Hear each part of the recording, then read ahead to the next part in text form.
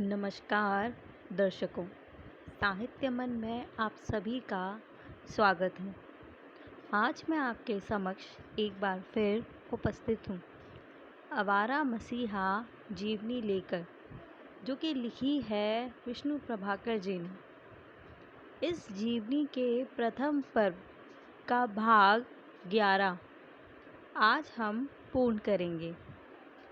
भाग 11 से पूर्व जितने भी भाग हैं उनका वाचन वीडियो के रूप में आप मेरे चैनल से प्राप्त कर सकते हैं। अब हम शुरू करेंगे भाग 11। उस वर्ष वह परीक्षा में भी नहीं बैठ सका था। जो विद्यार्थी टेस्ट परीक्षा में उत्तीर्ण होते थे उन्हीं को अनुमति दी जाती थी। इसी परीक्षा के अवसर पर एक प्रतीतिकर घटना घट गई, जैसा कि उसके साथ सदा होता था।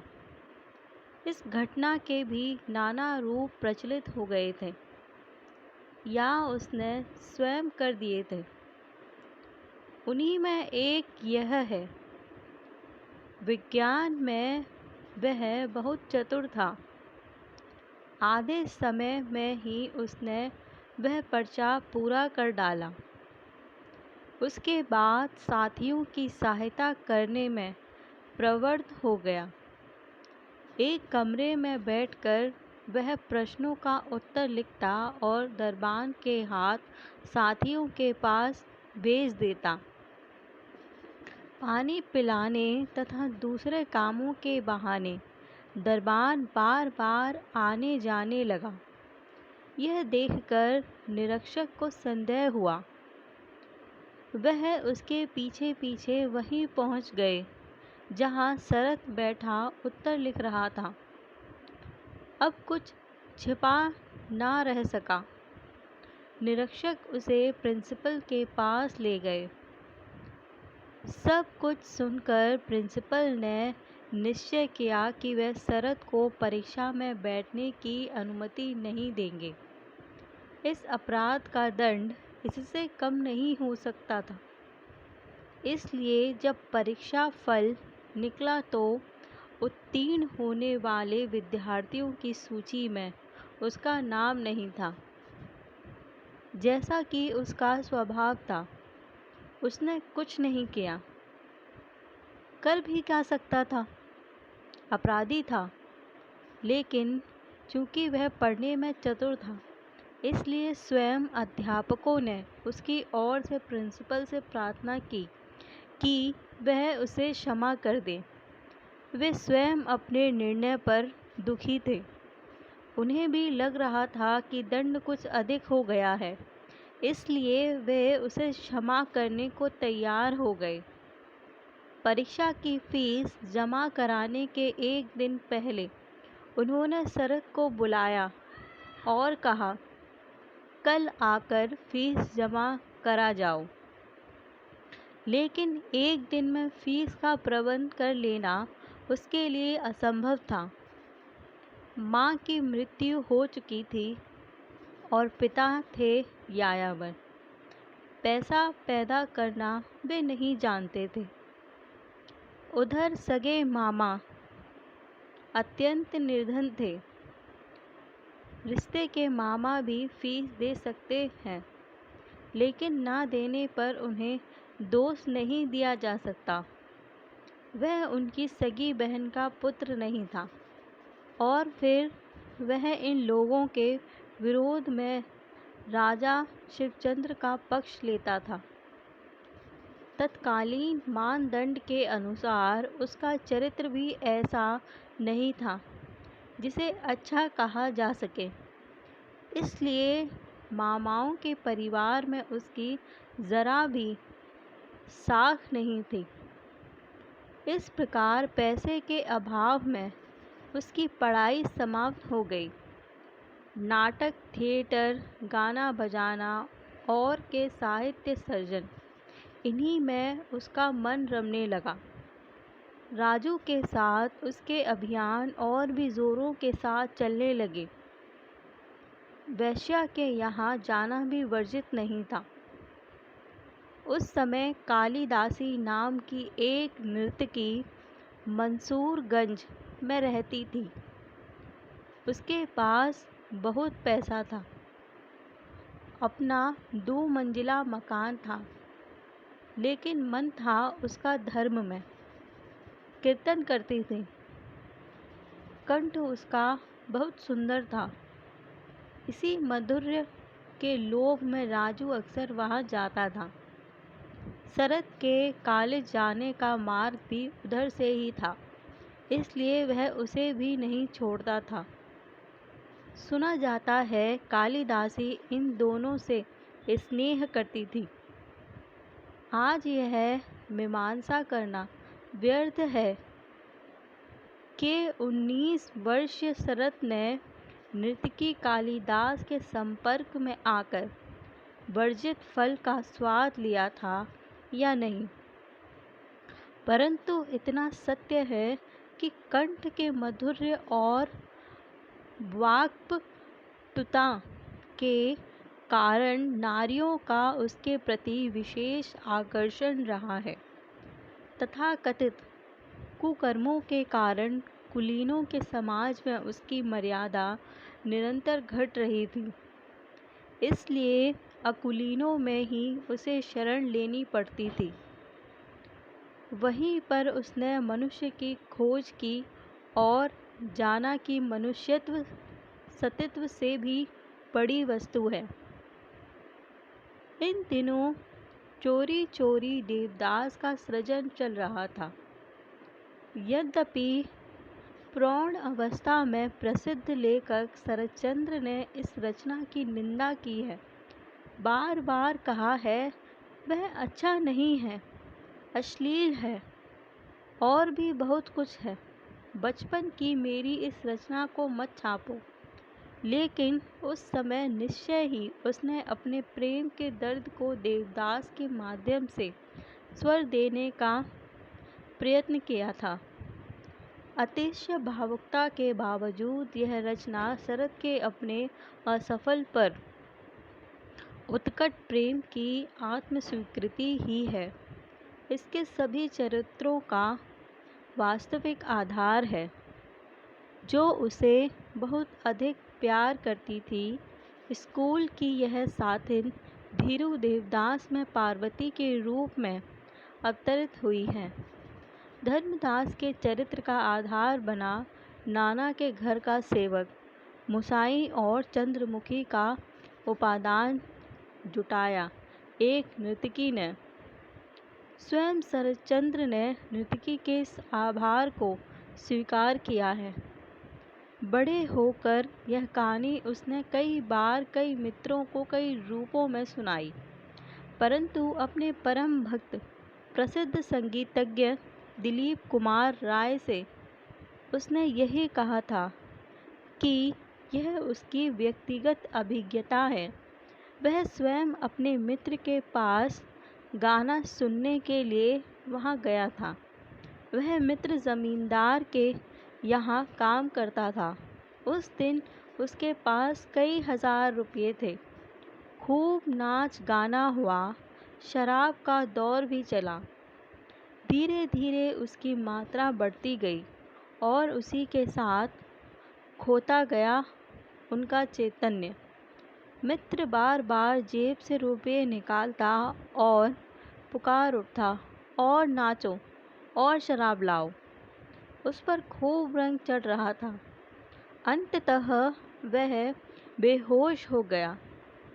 शरद भी होश में नहीं रह सका। दूसरे दिन सवेरे मित्र की चीख पुकार सुनकर उसकी आंखें खुली। मित्र पुकार रहा था, हाय हाय, मैं तो लुट गया, मेरा सर्वनाश हो गया। शरद ने पूछा, क्या हुआ, इस तरह क्यों चीख रहे हो?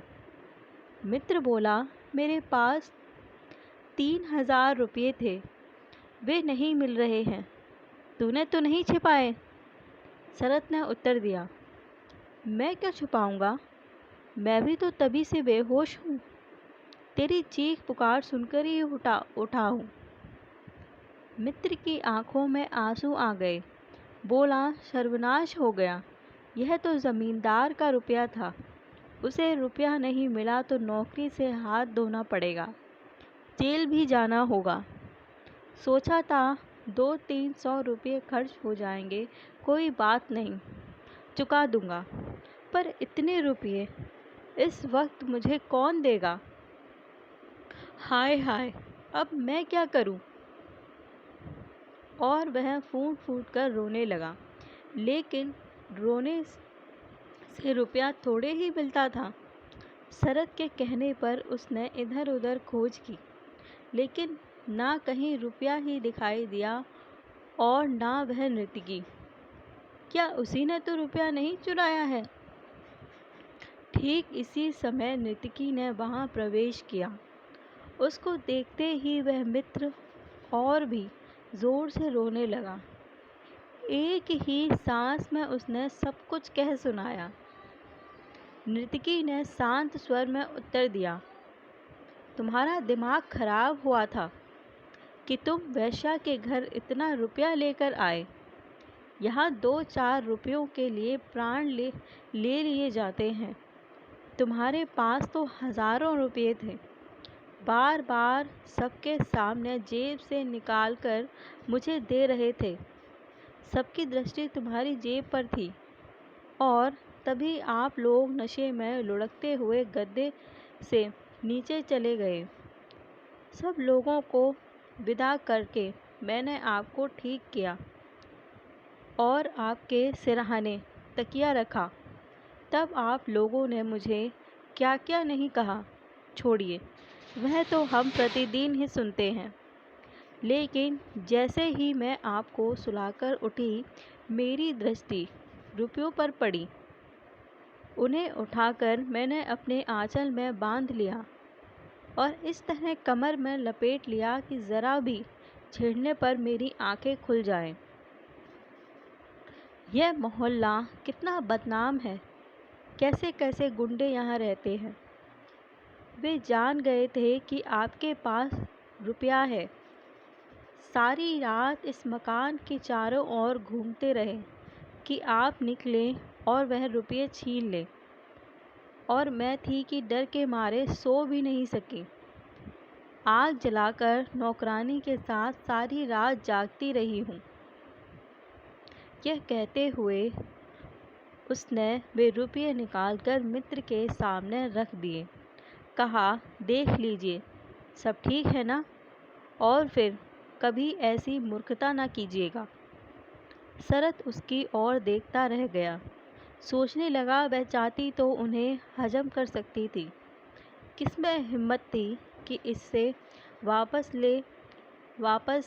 ले सकता। कितनी महान है यह।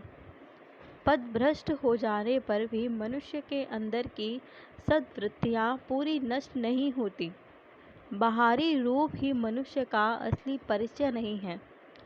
अनेक सती नारियां अनेक कुकर्म करती हैं। चोरी, जालसाजी, झूठी गवाही, कुछ भी उनसे नहीं छूटता। इसके विपरीत दुराचारनियों के हृदय में भी दया माया बनी रहती है। क्या यही नृतकी कालिदासी नहीं थी? देवदास के सृजन के समय वह उसी के पास जाता था। उसका चरित्र भी नृतकी से मिलता है। सब कुछ दान करके वह सन्यासिनी हो गई थी, लेकिन उसके बाद भी पूजा के अवसर पर लोगों के घर गीत सुनाने वह जाती रही। उस समय यदि वे लोग उसे कुछ देने की चेष्टा करते तो वह कह देती, भगवान ने इतना दिया था, वही मैं ना रख पाई, अब मुझे कुछ नहीं चाहिए। यही कालिदासी चंद्रमुखी के रूप में अवतरित हुई, इस बारे में तनिक भी शंका नहीं है। तभी तो चुन्नीलाल उससे कह सका, नहीं नहीं, नोट फोट की लालची और ही होती है, तुम उनमें से नहीं हो। देवदास, लेकिन वह कितनी ही धर्मप्राणा हो, थी तो एक नर्तकी ही।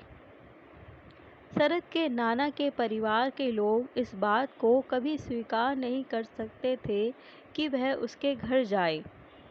उनकी दृष्टि में वह उच्च श्रृंखल और चरित्रहीन होता जा रहा था। इसलिए वह उनके घर में मुक्त भाव से नहीं आ सकता था। अंदर आने से पहले उसे खांसना पड़ता था, जिससे व्यस्त बहनें अंदर चली जाएं। व्यस्का बहनें अंदर चली जाएं। लेकिन नाना के परिवार के लोगों को प्रसन्न करने के लिए उसने अपना चरित्र सुधारने की ज़रा भी चेष्टा नहीं की। तब एक दिन छोटे नाना अघोरनाथ ने आदेश निकाला, शरद को घर में मत आने दो, उसका प्रवेश वर्जित है।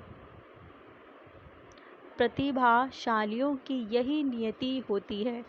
शायद क्योंकि एक दिन कवि शैली के विद्रोही विचारों के कारण उसकी माँ ने भी उसकी बहनों से कहा था कि वह शैली से अधिक बातें ना किया करे। वह न धर्म में विश्वास रखता है न विवाह में।